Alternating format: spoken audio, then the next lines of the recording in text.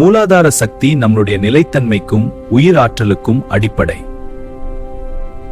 சுவாதிஷ்டான சக்தி படைப்பாற்றலும் உணர்வுகளும் இங்கிருந்து தொடங்கும். மணிப்பூரக சக்தி தன்னம்பிக்கையும் செயலாற்றலும் இதில்தான்.